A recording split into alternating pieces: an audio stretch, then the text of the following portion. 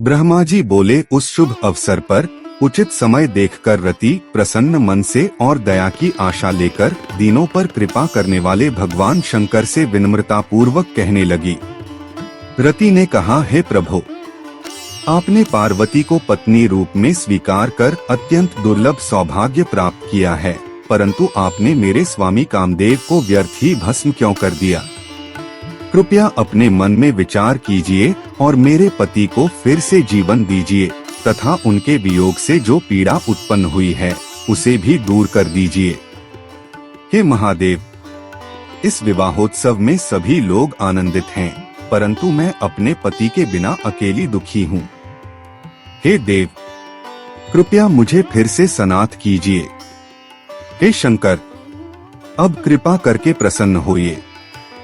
हे दीनबंधु, हे जगतपति, आपने जो वचन दिया था कृपा कर उसे अब सत्य कीजिए। इस चराचर त्रिलोकी में आपके अतिरिक्त कौन मेरे दुख को दूर करने में समर्थ है? यह जानकर मुझ पर दया कीजिए। हे नाथ, हे दीनों पर कृपा करने वाले, इस आनंदमय विवाह में जब आप सबको सुख दे रहे हैं तो कृपया मुझे भी सुख दीजिए। मेरे पति के पुनः जीवित होने पर ही पार्वती के साथ आपका सुखद संग पूर्ण रूप से संपन्न होगा, इसमें तनिक भी संदेह नहीं है। आप सर्वशक्तिमान हैं, सब कुछ करने में समर्थ हैं। हे सर्वेश्वर, अब मैं अधिक कुछ नहीं कहूंगी, कृपया मेरे स्वामी को शीघ्र जीवन प्रदान कीजिए। ब्रह्मा जी बोले, इस प्रकार कहकर रति ने अपनी गांठ में बंधी हुई कामदेव की भस्म भगवान को सौंप दी और हे नाथ ऐसा कहकर उनके सामने विलाप करने लगी। रति के करुण रुदन को सुनकर वहां उपस्थित सरस्वती और अन्य सभी देवियां भी भावुक हो उठीं और अत्यंत दीनता से करुण वचन कहने लगी। देवियां बोली, हे प्रभु, आप भक्तों पर स्नेह करने वाले दीनों के बंधु और दया की मूर्ति हैं। कृपा करके कामदेव को पुनर्जीवन दीजिए और रति को प्रसन्न कीजिए। हम सब आपको साष्टांग प्रणाम करते हैं। ब्रह्मा जी बोले, उन देवियों के वचनों को सुनकर महेश्वर अत्यंत प्रसन्न हो गए। दया के सागर भगवान शिव ने तुरंत उन पर कृपा दृष्टि डाली।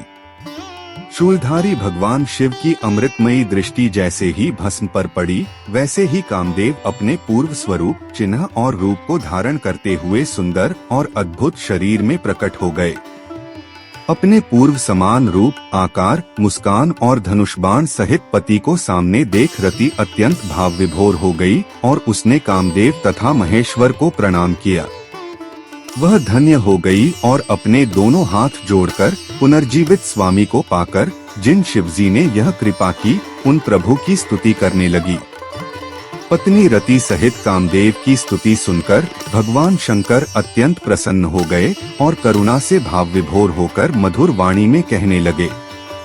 शंकर जी बोले, हे कामदेव, मैं तुम्हारी और तुम्हारी पत्नी की स्तुति से प्रसन्न हूँ। हे स्वयंभू, अब तुम मनचाहा वर मांगो, मैं तुम्हें वह वर दूंगा।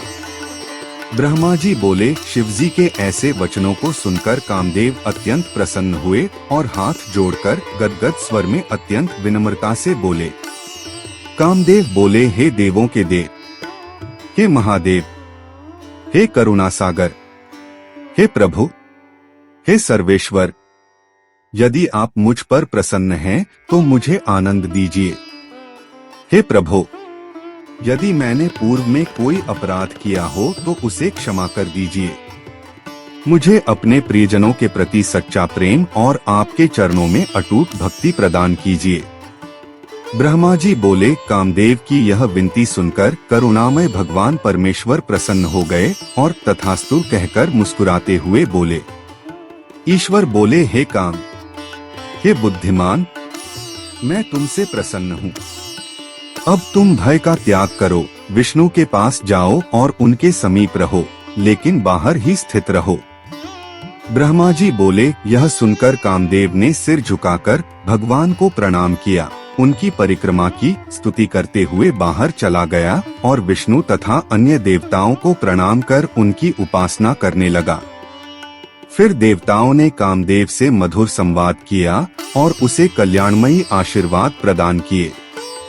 इसके बाद वे हर्षित होकर शिवजी का मन में स्मरण करते हुए विष्णु आदि देवताओं से कहने लगे। देवताओं ने कहा, हे कामदेव, तुम वास्तव में धन्य हो जो शिवजी के द्वारा भस्म किए जाने के बाद भी उनके कृपा पात्र बने और अखिल ब्रह्मांड के स्वामी ने अपनी सात्विक दृष्टि से तुम्हें पुनर्जीवन दे दिया। कोई भी किसी को सुख या दुख नहीं देता।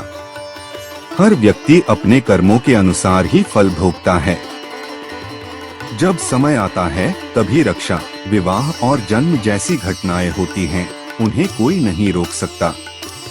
ब्रह्मा जी बोले। इस प्रकार देवताओं ने कामदेव का सम्मान पूर्वक सत्कार किया और अपने मनोरथ की सिद्धि के बाद विष्णु आदि सभी देवता प्रसन्नता पूर्वक वहीं ठहर गए। कामदेव ने भी प्रसन्न मन से शिवजी की आज्ञा से वहीं निवास करना स्वीकार कर लिया। उस समय चारों ओर जय, नमः और साधु जैसे पवित्र शब्द गूंजने लगे। उसके पश्चात भगवान शिव ने अपने निवास स्थान में पार्वती जी को अपने बाईं ओर बिठाया और उन्हें स्वादिष्ट भोजन करवाया।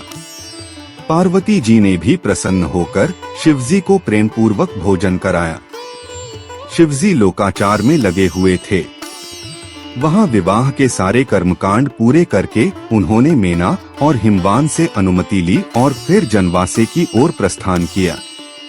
हे मुनिश्रेष्ठ, उस समय वहां भव्य उत्सव प्रारंभ हो गया।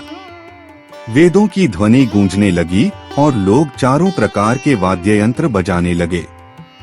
शिवजी जनवासे पहुंचकर अपने स्थान पर विराजमान हुए। उन्होंने वहां उपस्थित मुनियों, मुझसे, ब्रह्मा से और विष्णु से प्रणाम पूर्वक अभिवादन किया। लोकाचार के अनुसार विष्णु, मैं और सभी देवताओं ने भी शिवजी को प्रणाम किया। उस समय वहां जय और नमः शब्दों का उच्चारण होने लगा और सभी विघ्नों का नाश करने वाली मंगलमयी वेदध्वनि गूंज उठी। विष्णु, मैं, ब्रह्मा, इंद्र, अन्य सभी देवता, ऋषि, सिद्ध, उपदेवता और नाग आदि सभी अलग अलग स्वर में शिवजी की स्तुति करने लगे। देवताओं ने कहा, हे शंकर, हे संपूर्ण जगत के आधार, आपकी जय हो।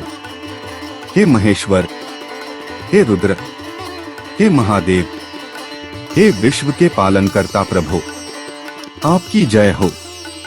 हे काली के पति, हे स्वामी, हे आनंद को बढ़ाने वाले, आपकी जय हो।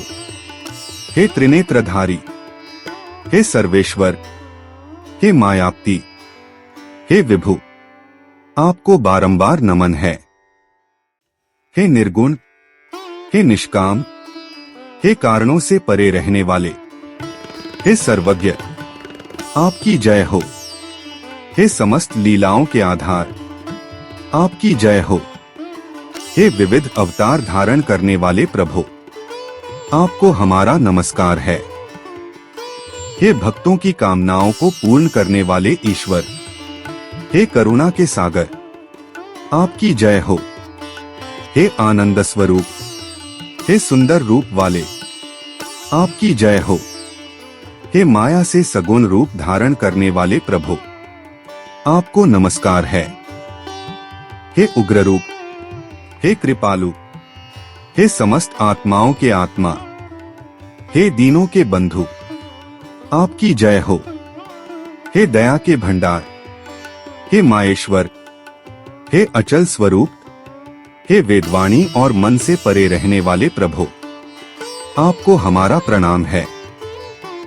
ब्रह्मा जी बोले, हे नारद, जब भगवान महेश्वर की स्तुति समाप्त हुई तब विष्णु आदि सभी देवगण अत्यंत प्रेम और श्रद्धा के साथ गिरिजापति शिवजी की विधिपूर्वक सेवा करने लगे। हे नारद, फिर भगवान शंभु जो अपनी इच्छा से दिव्य रूप धारण करते हैं, उन्होंने उन सभी देवताओं को अत्यंत आदर और श्रेष्ठ सम्मान प्रदान किया। हे तात, इसके पश्चात विष्णु आदि सभी देवता शिवजी से आज्ञा प्राप्त कर अत्यंत हर्ष और प्रसन्नता के साथ आदर पूर्वक अपने अपने लोकों को लौट गए।